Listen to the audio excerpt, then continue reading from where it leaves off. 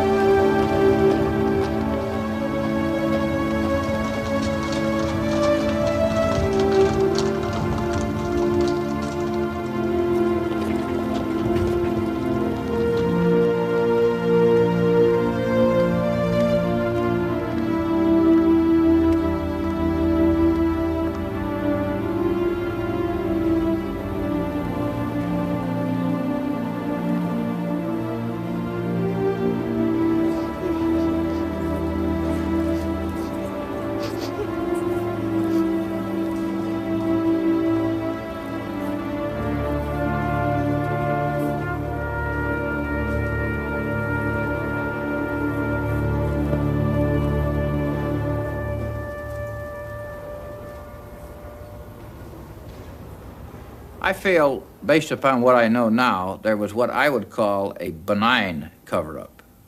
Yes, there was. They were concerned about Oswald's connections to the Soviet Union and to Castro.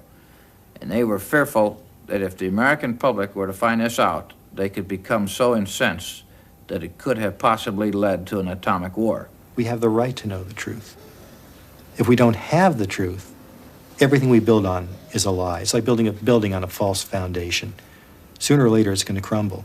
I think we must know what happened in November 22, 1963, in order to be a democracy today. And until the truth is told about that day, then we don't know that they're telling the truth today. Allen Dulles, director of the CIA, until Kennedy fired him, was one of the commissioners responsible for producing the 26-volume Warren Report on the president's assassination. The American media were glowing in their praise of the report that concluded Lee Harvey Oswald was alone responsible. It was only under closer scrutiny that the superficiality of its findings became clear. The Warren Commission decided that there were 3 shots fired, and the first shot struck the president in the back, exited his throat, went on to strike Governor Connolly in the back and exited in his right chest, and then went through his right wrist and then wound up embedded in his thigh, and the bullet fell out at Parkland Hospital. The Warren Commission also decided the second shot probably missed and flew off into Dealey Plaza somewhere. And the commission decided that the third shot struck the president in the head and killed him. And that's the official version of what happened. And it's interesting, one of the early researchers pointed out that no witness at any time has ever described the assassination as having happened that way. Only the Warren Commission came up with that interpretation, and it's the single assassin theory. On the morning of the assassination, Bill and Gail Newman had gone down to Dealey Plaza with their children to watch the presidential motorcade pass. They were the closest spectators to the tragedy, and their account is echoed by many others who were there. The first 2 shots, I didn't realize what they were, but the third shot, after it was fired, I heard Mrs. Kennedy scream, "Oh no, they've shot Jack," and it was just sort of sent a chill over you. It was just terrible. I can remember seeing the side of the president's ear and head come off. I remember a flash of white and the red and just bits and pieces of flesh exploding from the president's head. At that time, I turned to Gail and said, "That's it, hit the ground." And we turned and hit the ground and covered our children. When the third shot was fired, I thought it came from directly behind towards the grassy knoll behind me. I based that primarily on the third shot from what I saw of the side of the president's head coming off and from the sound of the rifle, the report of the rifle. As the official story started coming out and hearing that the shots came from the building, these witnesses started to doubt their own ears. So as the days went by, fewer and fewer of these witnesses would come forward because they just all of a sudden weren't really sure about what they had heard. They were convinced on November 22, 63 that at least 1 shot came from the front. But by 4 or 5 days later, then they weren't sure and they didn't come forward at all. Mary Woodward, was a junior reporter on the Dallas Morning News who had joined the lunchtime crowds in Dealey Plaza to watch the Kennedy motorcade. She was the journalist closest to the tragedy and rushed back to her office to file the story in a state of great consternation. They first of all took me to the office nurse and had me have a tranquilizer because they thought was somewhat hysterical. I think I was behaving quite rationally under the circumstances. But anyhow, I then sat down and wrote the story immediately and actually had completed the story before the news was absolutely confirmed that he was even dead. So the story was absolutely my own impressions. It was not from anything anyone had said or what I had read or heard. Some things I have often said I would hate to swear before a court of law or before God, but one thing I am totally positive of in my own mind is how many shots there were, and there were 3 shots. The second 2 shots were immediate. It was almost as if one were an echo of the other. They came so quickly. The sound of one did not cease until the second shot. With the second and third shots, I did see the president being hit. I literally saw his head explode. So I felt that the shots had come, as I wrote in my article, from behind me and to my right, which would have been in the direction of the grassy knoll and the railroad overpass. Because it contradicted the sole assassin theory, Mary's eyewitness account was quickly pulled and her version discounted. Civic leaders, responsible people, whether it be the mayor, the managing editor of the paper, almost felt it a responsibility to kind of not rock the boat, perhaps.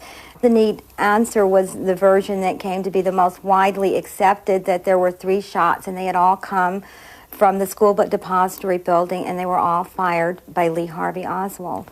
We do know that the FBI, as the official investigative body for the Warren Commission, apparently collected all the possible evidence it could find that indicated Lee Harvey Oswald did it and did it alone. Other evidence that pointed to perhaps other people or other locations for shooters was either ignored or deemed to be mistaken or misinterpreted. I was interviewed by the FBI, but I did not testify before the Warren Commission. It's my understanding the reason I did not go before the Warren Commission was because in my statement that I thought the shots came from directly behind implied the shots were coming from the grassy knoll. This is something apparently the Warren Commission did not want to hear. They wanted to keep the direction of the assassination in the direction of the school book depository.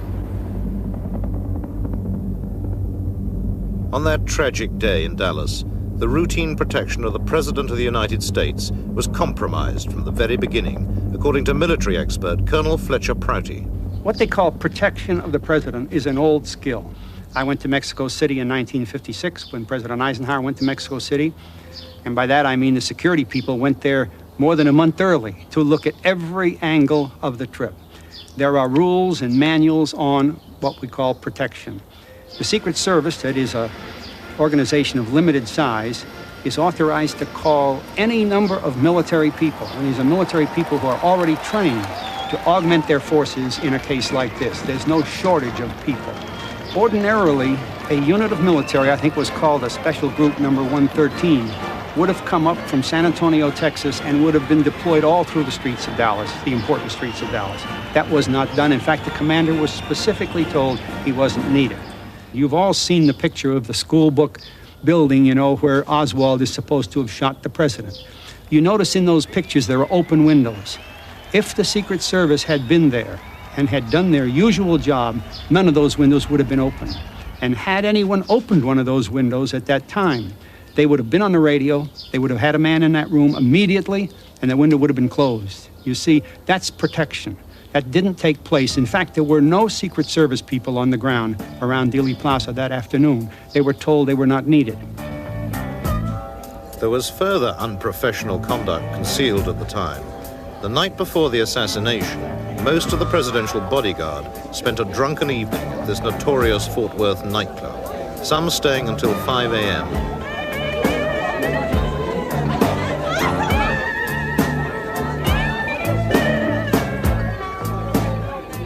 Drinking alcohol while on a tour of duty contravened all Secret Service regulations.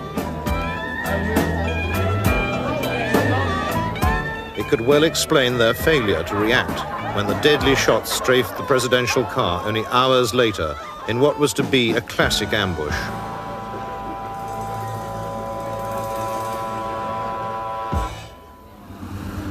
Instead of going straight down the street and then to the Trade Mart, he made this 90-degree turn and then another very sharp turn in front of the school book depository building. Now, the Secret Service have rules against that.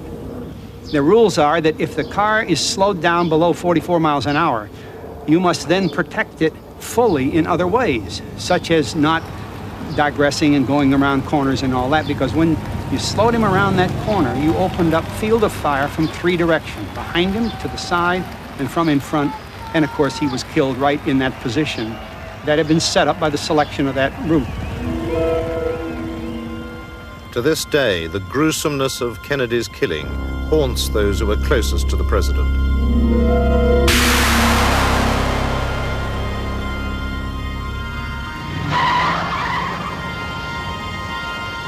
Riding a few feet from the limousine was Dallas police outrider Bobby Hargis.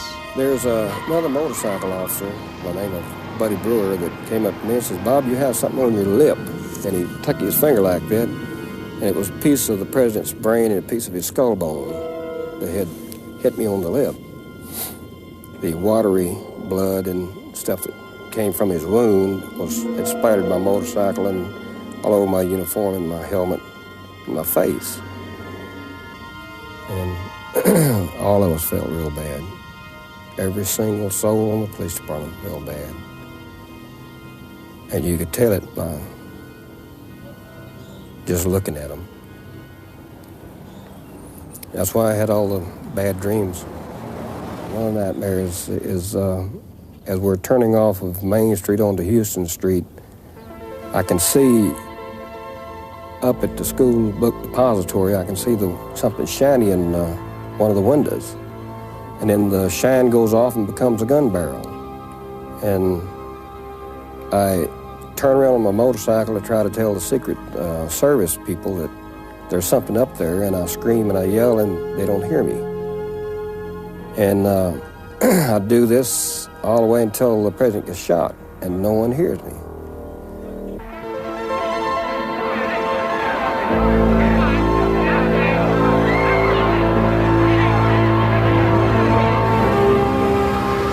In the ensuing chaos, police officers at first acted independently, but within minutes their attention was focused on the Texas School Book Depository building and its open windows.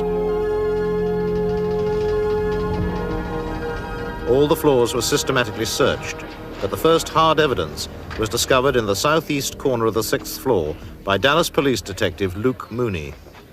I immediately saw the area with some books had been stacked up and the window was half open. Now this window was not all the way open, it was only a half pane open, which is something of this nature, high up off the windowsill.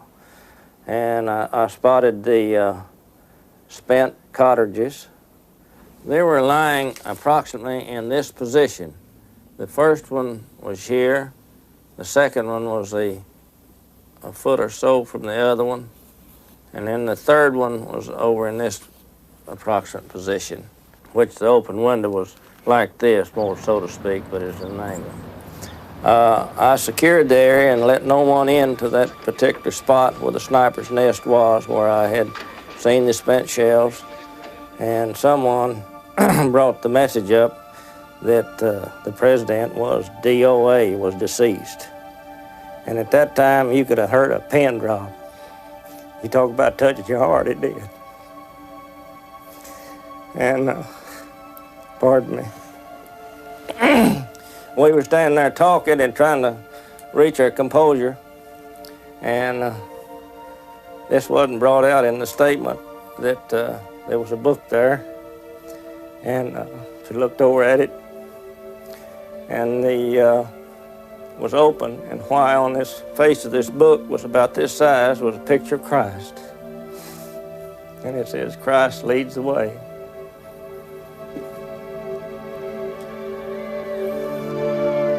Outside Parkland Hospital, grief overcame the waiting crowd as the president's death was confirmed. The first to break the news was Senator Ralph Yarborough. I knew he was dead. I'd been around enough violence in my life to know he was a dead man. And the press came up and asked me what had happened. So I said, there's been a deed of horror. An excavator has sunk beneath the waves. I thought that would tell them, in effect, what had happened without my saying he was dead. We made valiant and unceasing efforts to resuscitate this man who was mortally wounded. And I think had we taken the opposite attack and said, oh, this man is dead, that even today people would be questioning and telling us stories about mortally wounded people who had been resuscitated when all hope was lost. So instead of taking that approach, we took the approach, let's save this man if we can, and we made what would be commendable, I think, even by today's standards, efforts to resuscitate him. State authorities wanted to do an autopsy, which is state law in the state of Texas, and the federal people wanted to take it back to Washington, D.C. And there was a lot of pushing, shoving, cursing. We would try to roll the casket out. Someone would grab it and try to roll it back towards the trauma room. This went on for quite a while. It was push and shove type thing. Quite a bit of, like I say, obscene language. I had to hold on to the cross on the casket because of the friction that, where people's pulling it back and forwards. And I was scared to death. I was really frightened. I believe that if Dr. Rose had been allowed to perform the examination here, since his qualifications were impeccable, that much of the early confusion surrounding the wounds and the questions as to the direction and number of shots could have been settled quickly under the capable forensic studies which Dr. Rose would undoubtedly have performed. But we didn't have the opportunity to examine President Kennedy here. At Parkland Hospital, the Secret Service had won the battle for the president's body. With unseemly haste, they illegally removed it from Dallas and flew it back to Andrews Air Force Base in Washington. The new president had been sworn in on the plane and now made his first address to the nation. I know that the world shares the sorrow that Mrs. Kennedy and her family bear. But as Kennedy's coffin was unloaded into a hearse in full public view, it seems his body was surreptitiously being removed from the far side of Air Force One and taken away by helicopter. I ask for your help and God. Its most likely destination was Walter Reed Army Hospital for a covert examination of the president's wounds and the removal of his brain. This prevented a proper investigation of the fatal headshot at the official autopsy. Only a 5-minute flight from Walter Reed, the helicopter pad at Bethesda Naval Hospital, where the autopsy team awaited the arrival of Kennedy's body. Medical technician Paul O'Connor was there. I remember it being about 8 o'clock in the evening that we heard helicopters. I heard helicopters. And it sounded to me like there were 2 helicopters. Couldn't tell where they were coming from or where they went, but it sounded like they were landing. A few minutes later, the door burst open in the back of the hospital, and in came 6 or 8 men carrying a casket. America's finest forensic pathologists were not appointed to perform the autopsy of the century. Instead, naval careermen with meager experience of such work were chosen. As forensic pathologist, Dr. Cyril Wecht explains. Humes and Boswell were in charge of hospital pathology at Bethesda, just like hospital pathologists in civilian life. They had had no formal training or experience or practice in forensic pathology. It was incredible that Humes and Boswell should have been selected to perform this autopsy. Actually, these 2 doctors, Dr. Boswell and Dr. Humes, became commanding officers of a particular school, which was the school that I was attending. And their jobs in those days was more administrative than it was actually laying the hands on to people to do autopsies and such. I'd never seen them do autopsies all the time that I was there. As a matter of fact, I never even saw them ever come in the morgue. There were, we know, about 33 people officially logged in the autopsy room that night. We know that there was an admiral, there was a general, there were FBI and Secret Service people. And these people, Humes and Boswell, were career military people, just a couple of years shy of retirement. They were not about to stand up and say to their superior officers, we're going to do it our way. No way would they say that. There were kind of mysterious civilian people in civilian clothes were there. It seemed like they commanded a lot of respect and attention. Sinister-looking people. That they would come up and look over my shoulder, or look over Dr. Boswell's shoulder, and run back, and they'd have a little conference in the corner. And then all at once there's an order comes down and says, stop what you're doing and go to the other procedure. And that's the way it was all night. And we just jumped back and forth, back and forth. There was no smooth flow of the procedure at all. So we see that Humes and Boswell were indeed controlled, and we know from their own records that they, Humes and Boswell, were not professionally competent and expert in the realm of forensic pathology. And that's how you got a botched, horribly inadequate, inept, inadequate, superficial medical legal autopsy in the case of John F. Kennedy. But manipulation of the evidence did not end with the legal autopsy. The National Archives in Washington received a metal tray containing all the vital medical materials relating to the case, including the president's brain.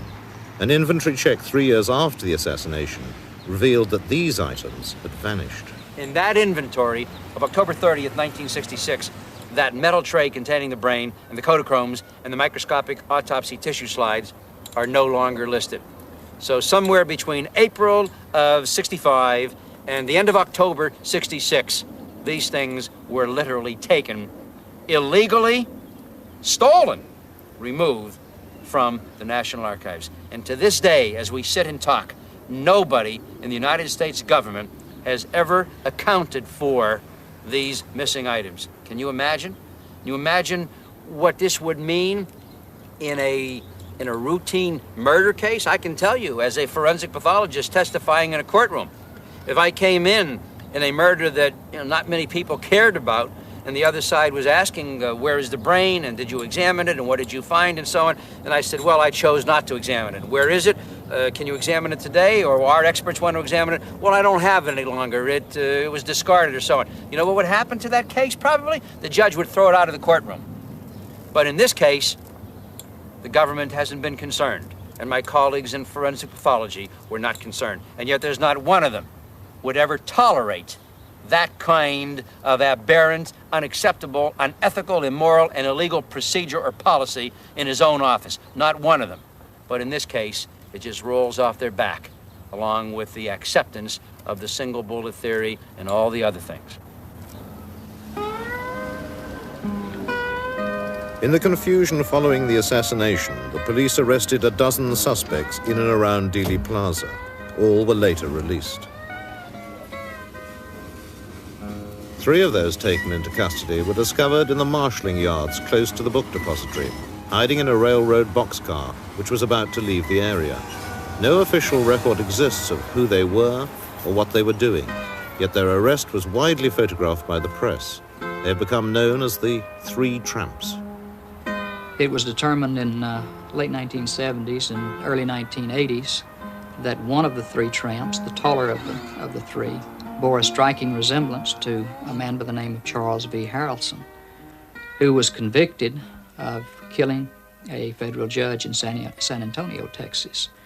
A man who claims to have killed at least 5 people previously, has been tried for some of those, and a man who has all of the right connections. Charles Harrelson is one of America's most notorious criminals. He's currently serving a life sentence for murder in a maximum security jail. On November 22nd, 1963, I was with a friend at 12:30 in the afternoon having lunch at a restaurant in Houston, Texas. It wouldn't be the first time I've been accused of being somewhere I wasn't, and it probably won't be the last. But no, I did not kill John Kennedy. He's connected to organized crime figures, the Dallas Underworld, Santos Traficante, Carlos Marcello, R.D. Matthews considered the strong-arm man in Dallas in 1963, and Ruby claimed that he was his best friend. So you have all of these connections, and though they don't say specifically, hey, Charles Harrelson is guilty of participating in the murder of the President Kennedy, but there is significant evidence that would make, I think, any investigator want to look at Mr. Harrelson very, very closely. That is a photograph of one of three so-called tramps who were apprehended and then mysteriously disappeared on the day of the Kennedy assassination. And the fellow was, I'm told, at one time positively identified as myself, which is ludicrous if you look at the man. I was 25 the day Kennedy was assassinated, and I would say that gentleman is probably in his mid to late 30s at the very least. But the facial structures isn't even close. Mr. Harrelson's photograph was given along with the tall tramp photographs to forensic anthropologists, two independent bodies or people, and they came back with a report that there was a 90 to 95% probability that the photograph of the tall tramp arrested in connection with the president's killing and Charles V. Harrelson arrested for the death of a federal judge were one and the same. Now that's amazing, isn't it? I would say the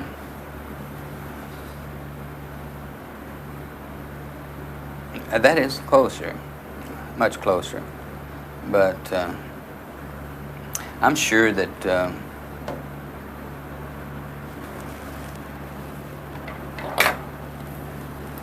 here again, the person is probably in his 30s, and the brow ridge isn't the same here, but it does look it looks a lot more like me, I would say, this view than does the other. Are they the same person? Yeah. Big Bird? Yes. It's amazing. But no, I don't know the gentleman, and I never did know. Everyone who was involved in that thing has been eliminated. Had I been involved in it, I would have been killed. Had I been approached to be involved in it, I would have laughed. Because it's obviously a case of immolation. You're going to destroy yourself by doing something like that, because the agency involved in carrying out this assassination cannot have someone with first-hand information regarding the assassination. No way. The country would destruct if that came forth. Also kept under wraps and not investigated was the criminal underworld of strip club owner Jack Ruby, Oswald's executioner.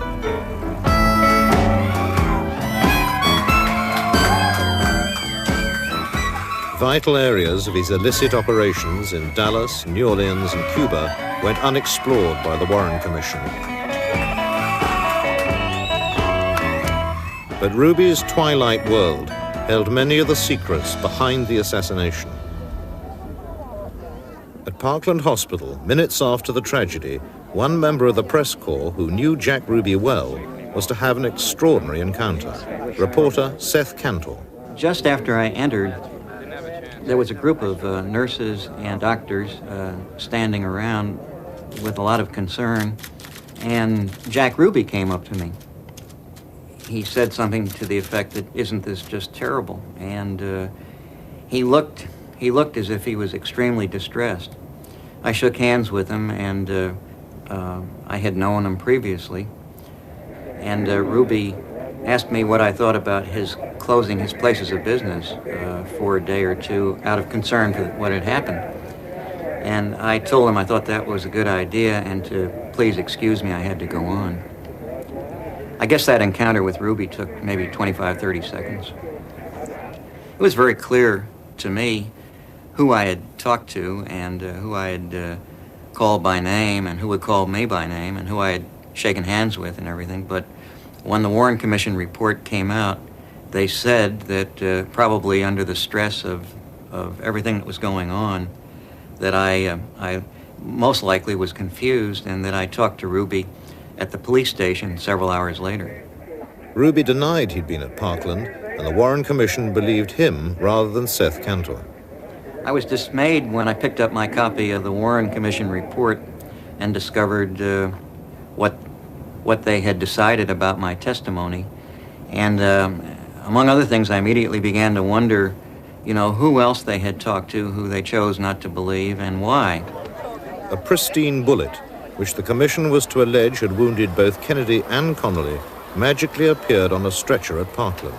Jack Ruby's coincidental appearance inside the hospital was not the only fact the commissioners chose to ignore.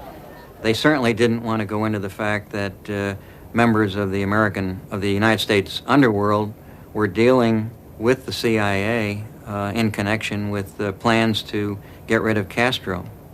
Lyndon Johnson was very anxious for the Warren Commission to complete its work, to button things up and get out a report. And they were not anxious at all to open up areas of doubt or areas which needed further investigation.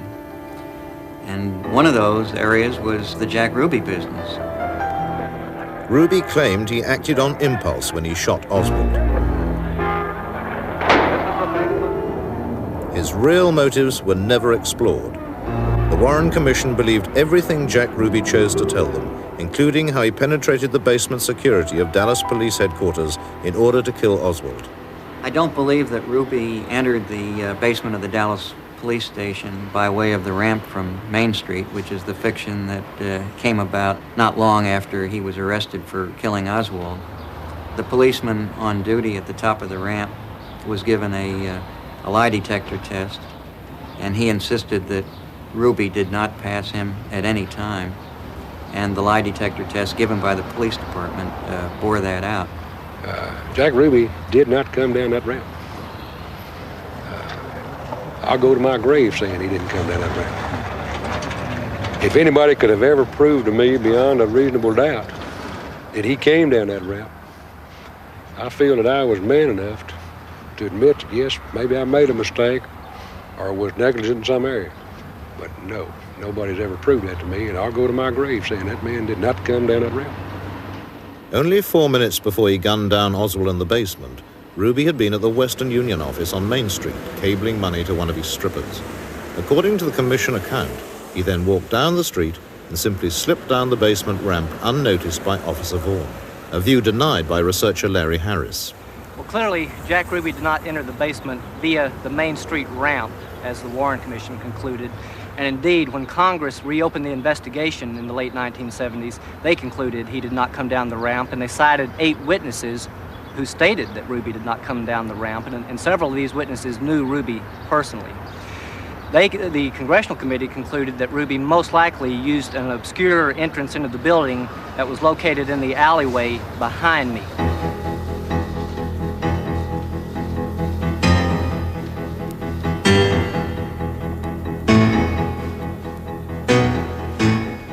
From there, he would have proceeded into the lobby to an unlocked door that led directly into the basement.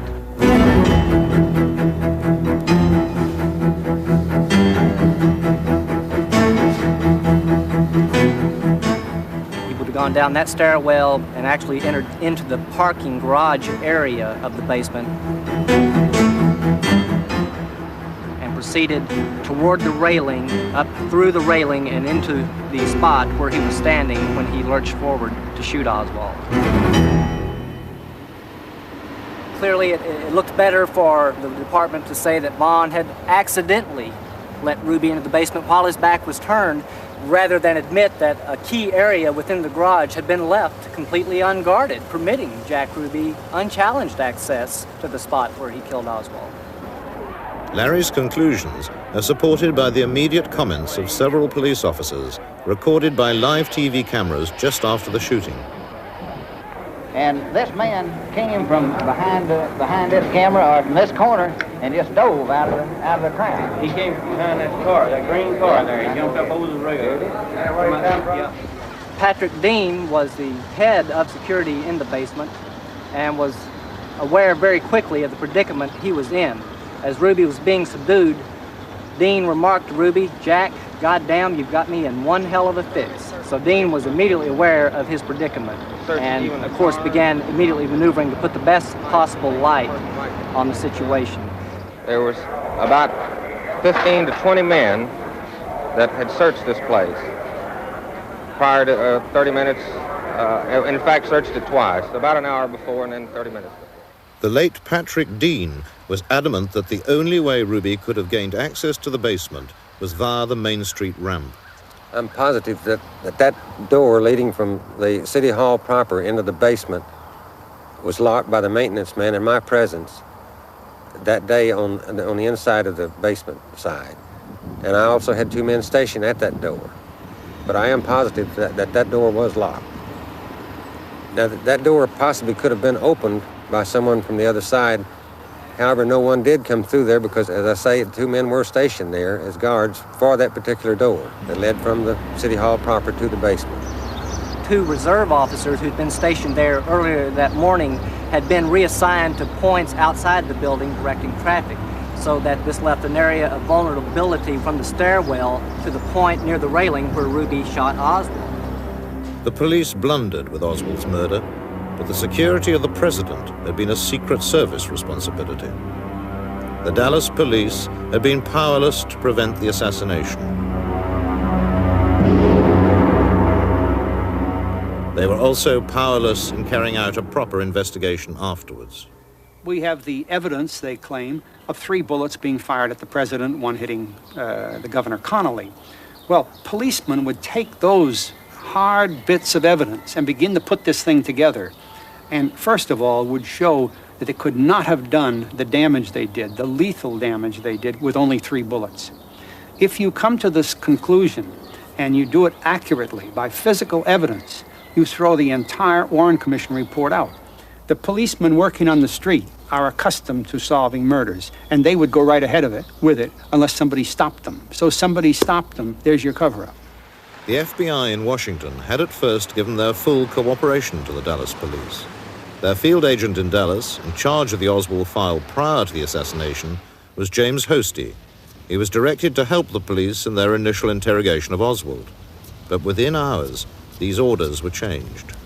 I was approached by one of the senior agents from the counterintelligence squad and was told that there were now new orders and I was not to talk to Oswald anymore and I was not to cooperate with the police department in any manner concerning Oswald's background.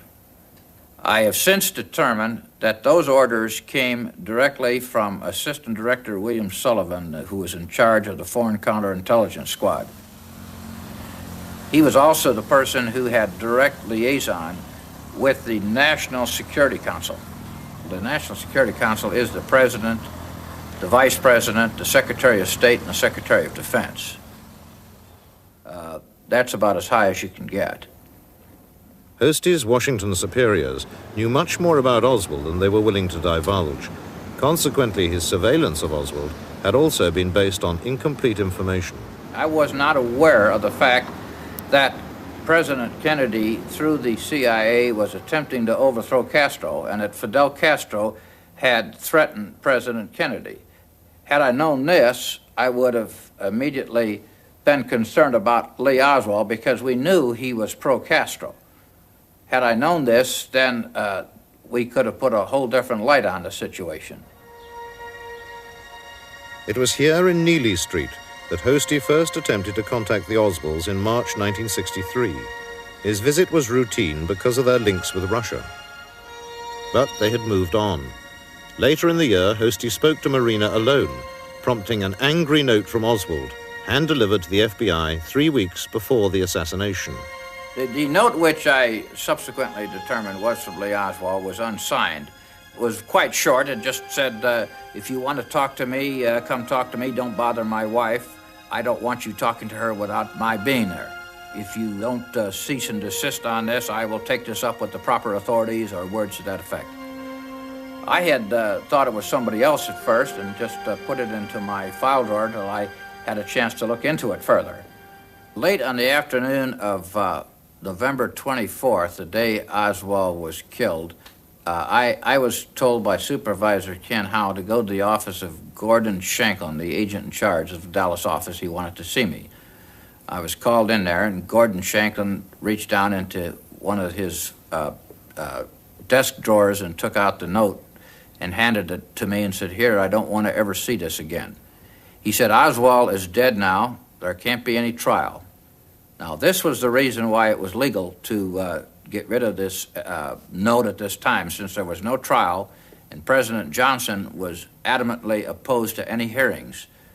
The FBI then felt it was all right to dispose of this note. I then tried to tear it up and throw it in the wastebasket. Gordon Shanklin said, "Don't get it out of here. I don't want to ever see it again."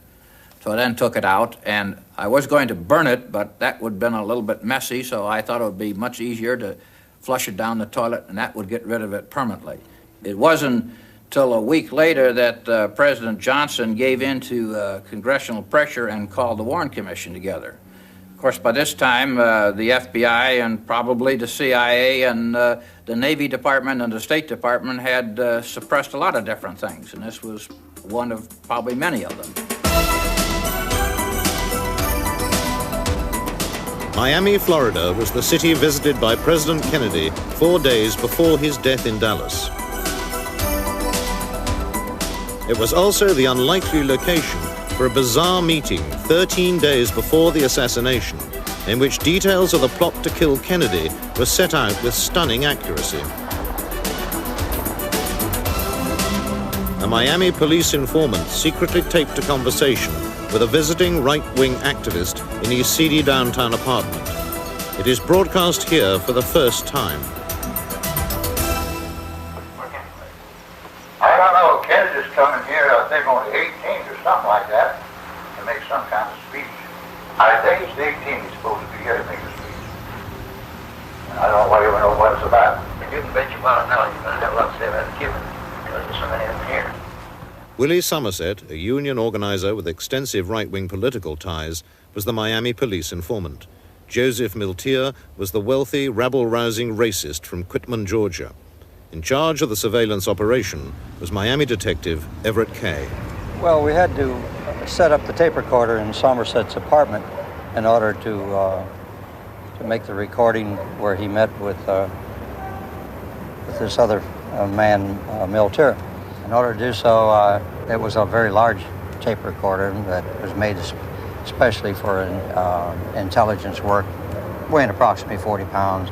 I carried it to the third floor of his apartment, placed it in a closet, and then ran the microphone around the baseboard in the kitchen, and the microphone was hidden by the chairs where Miltier and Somerset were to have their meeting. More bodyguards, it's more easy to get. It's more bodyguards, it's more easy it is to get him. Well, how the hell do you figure the best way would be to get him? From an office building, with a high-powered rifle. You think he knows his appointment? Sure he does. Sure he does. And they're going to really try to kill him. Get this Kennedy, I'll tell you, it's going to be a hard proposition, I believe. Now, you may have it figured out to get him, you may have it figured out to get him in office building that, but I don't know how them Secret Service, they never cover all them office buildings and anywhere he's going. Do you know whether they do that or not? Well, if they have any suspicion, they would, of course. But without suspicion, no chance of it. They would have to take him out there, take it up there in pieces. Assemble it, take it out in pieces.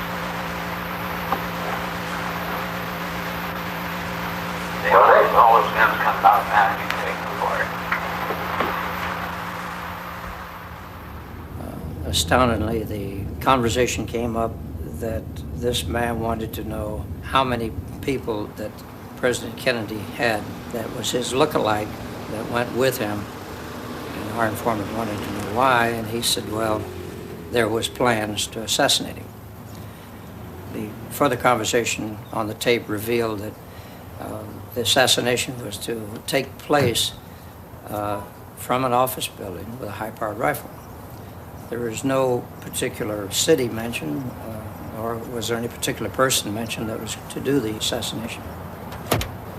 The tape was made on November the 9th, and John F. Kennedy, President Kennedy, was due in Miami on the 18th of November of 1963. So the close proximity of the tape being made and his visit made quite a few changes in the security.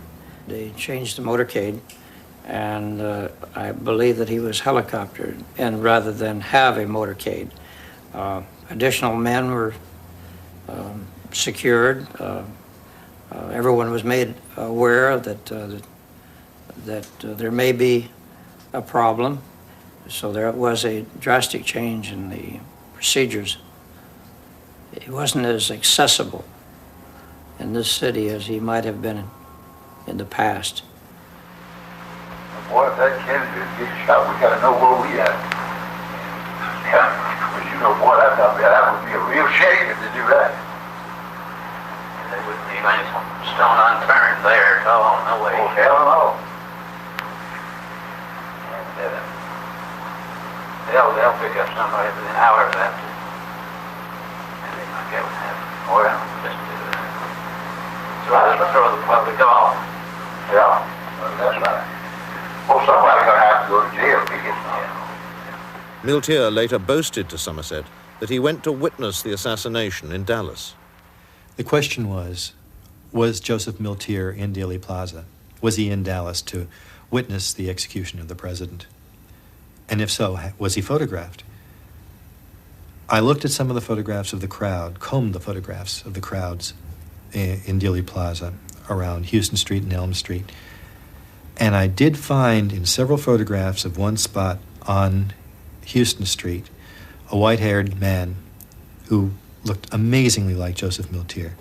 In my opinion, given the measurements of the ears, the eyes, the nose, the mouth, I'm convinced that the man in the photographs is Joseph Miltier. We know that he made a phone call from Dallas to Willie Somerset, the informant, that day, saying that President Kennedy would never again return to Miami. Therefore, it is likely that he was there. And given the nature of this and the way Miltier felt about the president, it seemed very likely that he would indeed be in Dallas. We thought we did a good job and was very grateful the fact that it did not happen in Miami. It could have very well happened in Miami, as it did in Dallas. So it touched each of us very, very closely, particularly myself, as hearing the words that they were going to assassinate President Kennedy. Well, how the hell do you figure the best way would be to get it? From an office building with a high margin rifle. And they're gonna really try to kill it.